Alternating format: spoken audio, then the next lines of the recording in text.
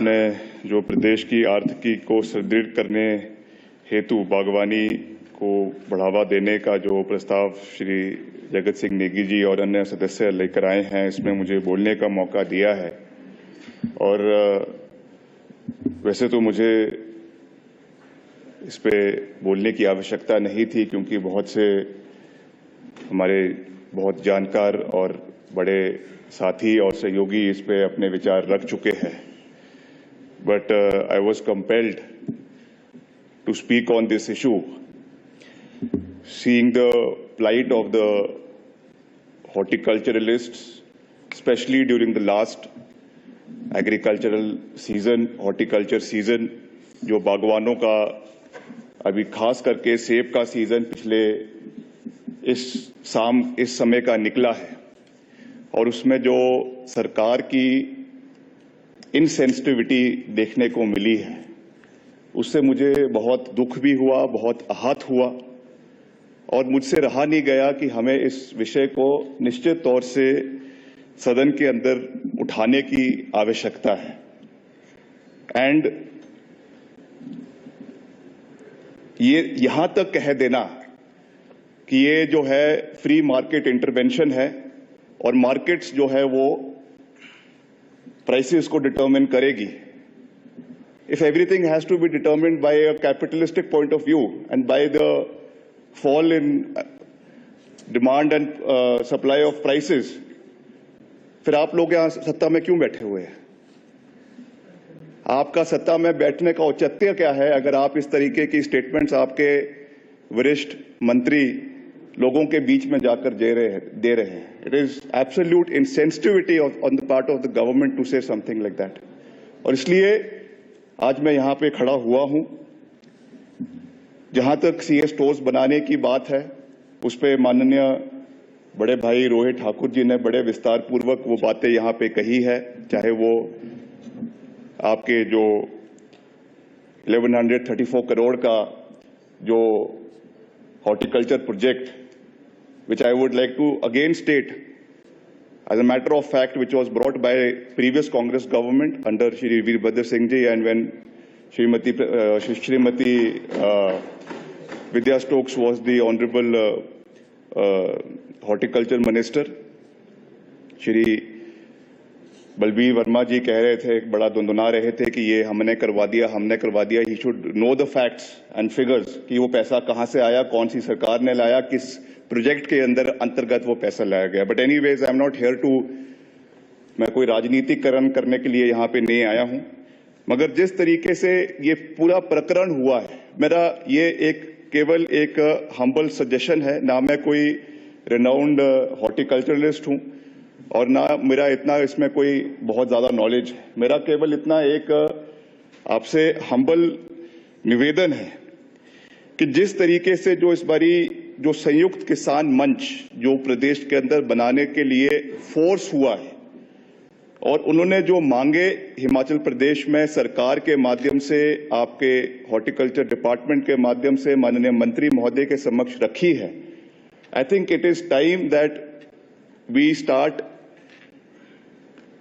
Implementing them. उसके ऊपर बड़े ध्यानपूर्वक हमको सोचने की आवश्यकता है। हर बारी जो ये मार्केट फॉल होता है, हर बारी वही एक घिसा पिटा जवाब जो है वो डिपार्टमेंट द्वारा दे दिया जाता है। और पिछली बारी भी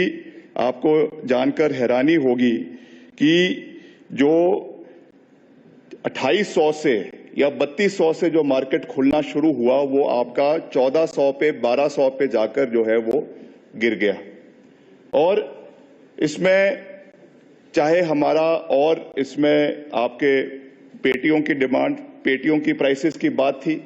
आपके इसमें सेपरेटर्स की प्राइसेस की बात थी, एडिशनल जो अभी पेस्टिसाइड्स या इंसेक्टिसाइड्स के बारे में कहा गया और दवाइयों के बारे में कहा गया, उसके बारे में जो उसके प्राइसेस की बात थी, उन चीज़ों को हमको उसमें ध्यान रखने की आवश्यकता है। और जो यहाँ पे माननीय सिंघा जी ने कहा कि जिस लाइंस पे जम्मू कश्मीर के अंदर नाफेड की प्रोक्योरमेंट जो हो रही है MIS की, और जो ग्रेडिंग A, B और C लेवल पर की जा रही है, जिसमें मिनिमम सपोर्ट प्राइस जो है 60 रुपए, 44 रुपीज और 24 रुपए प्रति केजी जो दिया जा रहा है, उस तर्ज पे हमको जो है प्रदेश के अंदर ये प्रोक्योरमेंट जो है हिमाचल प्रदेश के अंदर भी कहीं ना कहीं उसको शुरू करवाने की आवश्यकता है।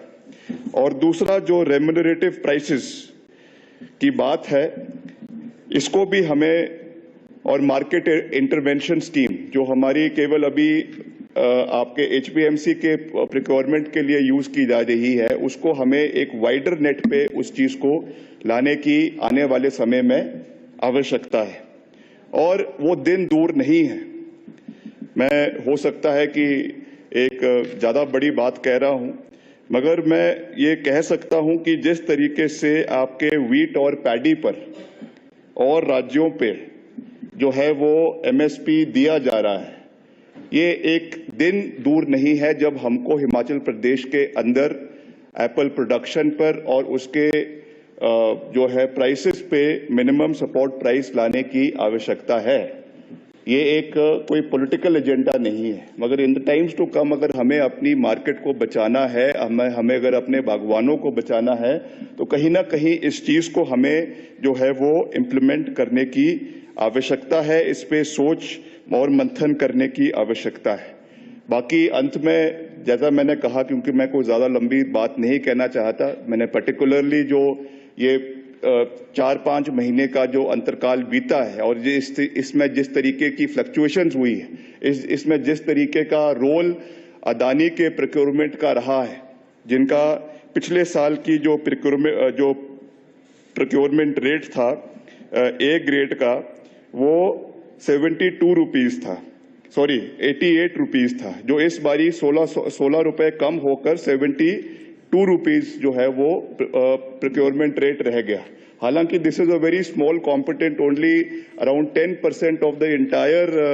प्रोक्योरमेंट जो जितना बाकी जगहों पे होता है, मगर एक ट्रेंड सेटर जिसको हम कह सकते हैं वो हो जाता है। अदानी इतना बड़ा नाम है पूरे देश के अंदर, प्रदेश के अंदर, अगर अदानी ने कोई मार्केट का रेट फिक्स कर दिया तो मजाल है कि कोई उस मार्केट रेट से आगे पीछे होने का प्रयास करेगा। और अदानी तो आप जानते ही है, आप सबके आका है आजकल, तो वो चीज हमको